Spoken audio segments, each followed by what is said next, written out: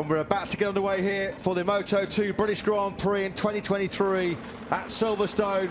It's lights out and we are racing. It's a good start from the middle of that front row by Boscoscuro rider Fermin Aldeguer. He's got the drop here on Pedro Acosta. Tony Arbolino was away well, as he always is, from the second row. Arbolino slots himself immediately into second place. Looks like Alonso Lopez is up into fourth spot as well. He is. Yeah, and Canet's up behind them. Van den Goorberg's had a trick start. Someone's gone off onto the grass there in the background. It looked like one of the Fantic riders has gone off, and it's caused chaos further back. It has. They were on the grass, and it's skittled out several of the riders.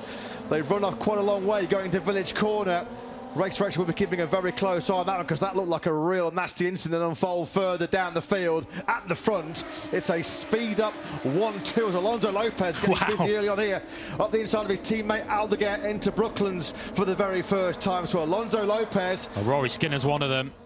Pedro Acosta there in third place. Arbolino slipped back to fifth from the fast-starting Aaron Canet. Here comes Acosta then up the inside of Aldeguer into second place. Alonso Lopez going a little bit wide there. Is Acosta going to take two Boscoscuros into one? No, he isn't. He slots into the middle of the two of them. Race direction have got a decision to make here. Yellow flag still out in sector one, so let's hope that there are no injured riders or broken motorcycles still on the exit of Farm and Village, because they're approaching that area now. We complete lap 1 of 17. It's Lopez, Acosta, Aldeguer, your top three. Canet now up behind them, having got past Arbolino. And is that Jake Dixon in the background? It looked like an Aspar bike to me. It is Jake Dixon. Oh, dearie me. It's a heartbreaking early exit for Jake Dixon. He crashed at turn 18 yesterday, didn't he, at the end of that tricky Q2 session. And turn 18, the club corner, has done for the British rider again.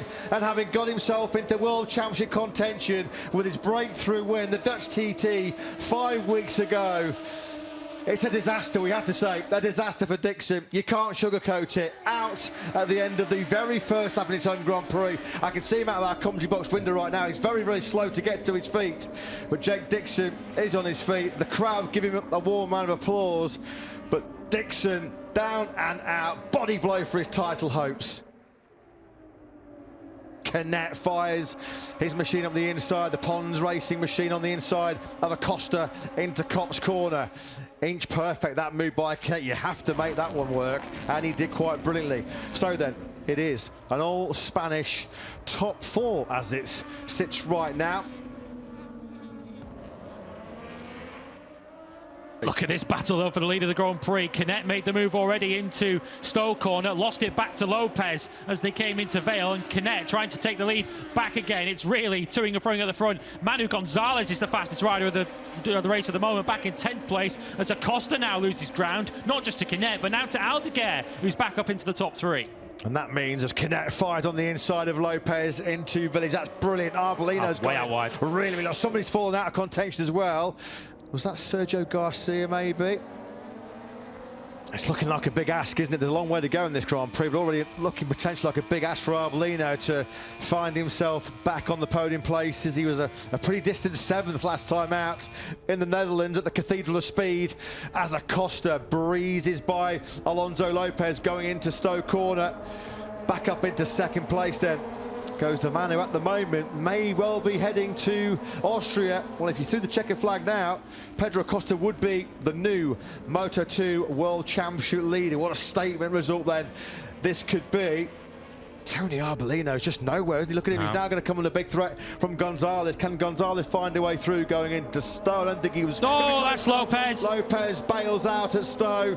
There's going to be no repeat of his British Grand Prix podium here 1 year ago. And in terms of the championship battle, the man who came in this British Grand Prix 3rd in the standings, Jake Dixon. The man who was 4th in the standings, Alonso Lopez. They are both down and out. Good news, though, for Boscoscuro comes here. Look, Fermin Aldeguer has gone through on Pedro Acosta, and look at that. He's done the fastest lap of the Grand Prix while he was overtaking the 37, who is in play, our World Championship leader at the moment. If you put the flag out now, Arbolino now back up into 7th place with Gonzalez's overtake, but the crash of Lopez. But the threat now for Aaron Canet might not be the 37 of Acosta, it might well be the 54 of Aldeguer.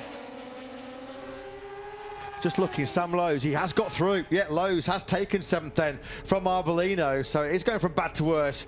Aldeguer then back at the front. That's getting close, isn't it? Wheel to wheel as they lock horns in the braking zone for Stowe. Pedro Acosta still right there. Joe Roberts in 4th place, and it's Baltus on the course for a career best 5th spot. Aaron Canette's got to drop 1 position for overtaking under yellow flag. So there, through, well, there's the position drop then. Acosta eases into 2nd place. As Acosta makes a mistake there going into Copse, and Canette then sweeps back up into 2nd place, and that reduces Acosta's potential championship advantage to 1 point over the fast fading Tony Arbolino. Well, so far it has been totally faultless, totally flawless, and surely now he's not going to fluff his lines as Fermin Aldeguer as he comes into the final complex in front of the packed grandstand here at the British Grand Prix. Turn 17 done and dusted, 1 corner remaining through Club Corner as he joins the race-winning club in Moto2. It is fantastic, it is phenomenal. Fermin Aldeguer, who wins the British Grand Prix here. He's a first-time winner. Great scenes there. His good buddy Jorge Martin, he's buzzing, he's beaming to see Fermin Aldeguer then collect his 1st Grand Prix victory. Aaron Canette does have to settle for another 2nd place, his 1st podium since round 1 in Portimao. Pedro Acosta takes 3rd, and significantly he sees the championship lead with Tony Arbolino finishing in 10th place. It was a disastrous day for Tony Arbolino. But Fermin Aldeguer, it's his day, it's his trophy, it's his victory. As Fermin Aldeguer announces his arrival in Moto2, he is a Grand Prix winner at last.